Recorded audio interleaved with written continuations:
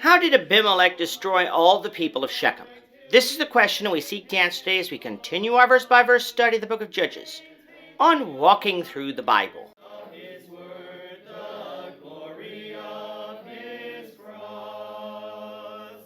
Today we're going to be discussing Judges 9 verses 42 to 49, but before we do that, let's read the passage. If you have a Bible with you, you can turn to Judges chapter 9 verse 42, but if you don't have a Bible, don't worry, just follow along with us on the screen. The version that we'll be reading from is the New King James Version. So Judges chapter 9, beginning at verse 42. And it came about on the next day that the people went out into the field, and they told Abimelech. So he took his people, divided them into 3 companies, and lay in wait in the field. And he looked, and there were the people coming out of the city, and he rose against them and attacked them. Then Abimelech and the company that was with him rushed forward and stood at the entrance of the gate of the city. And the other 2 companies rushed upon all who were in the fields and killed them. So Abimelech fought against the city all that day. He took the city and killed the people who were in it. And he demolished the city and sowed it with salt.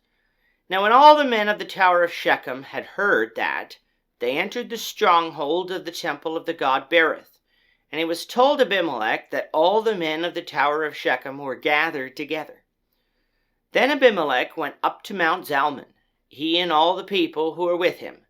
And Abimelech took an axe in his hand and cut down a bough from the trees, and took it and laid it on his shoulder. Then he said to the people who were with him, "What you have seen me do, make haste and do as I have done." So each of the people likewise cut down his own bough and followed Abimelech, put them against the stronghold, and set the stronghold on fire above them, so that all the people of the tower of Shechem died, about 1,000 men and women. In this chapter, we've been learning about the judge named Abimelech. We noted that Abimelech wasn't selected by God to be judge, but he was a judge nonetheless. He was the son of Gideon by one of Gideon's concubines from Shechem. Due to this, Abimelech was able to convince the men of Shechem to make him king, a position he held for 3 years. He also convinced them to help him kill all of his brothers so that there would be no competition for control. But over the course of these 3 years, the relationship between Abimelech and the men of Shechem soured.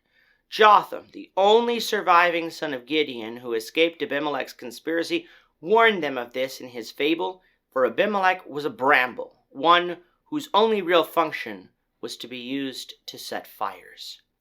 If they made this type of man king, he would bring them no shade, no protection, only fires, strife. And that's exactly what happened. In the last lesson, Abimelech put down an attempted coup by Gael and his men, who had convinced the men of Shechem to finally revolt. Thinking that Abimelech was satisfied after leaving for Arumah, verse 42 says that some of the people of Shechem went out into the fields the next day to go out about their business. Abimelech must have had spies in the city, however, for word got out to Abimelech this happened, and so Abimelech took his men and laid in wait in the field, waiting for an opportunity to attack. This would have been when the men of Shechem were far enough away from the city to be able to flee back to within its walls quickly. Now, why would Abimelech do this? Recall from earlier in the chapter that Gael's attempted coup was not Shechem's first attempt to overthrow Abimelech. They had dispatched robbers into the mountains in order to either catch Abimelech or destabilize his rule. So Abimelech wanted to quell any more ideas of removing him as king by dealing with the people of Shechem. When the people of Shechem were far enough away from the city, Abimelech and his men made their attack. Abimelech and the company with him rushed forward and stood at the entrance of the city to prevent the people in the field from escaping back into the city itself, while the other 2 companies rushed the men in the field and killed those who were there.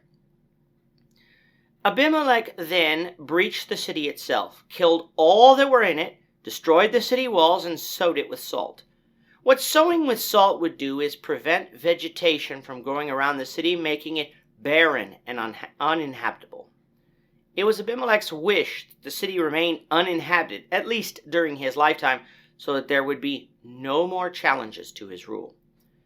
Now the men who were at the tower of Shechem, which may have been Beth Milo that we read of earlier in the chapter, had heard what Abimelech had done, and so they entered the stronghold of their god Berith, which would have been Baal-berith, in the hopes that they could survive.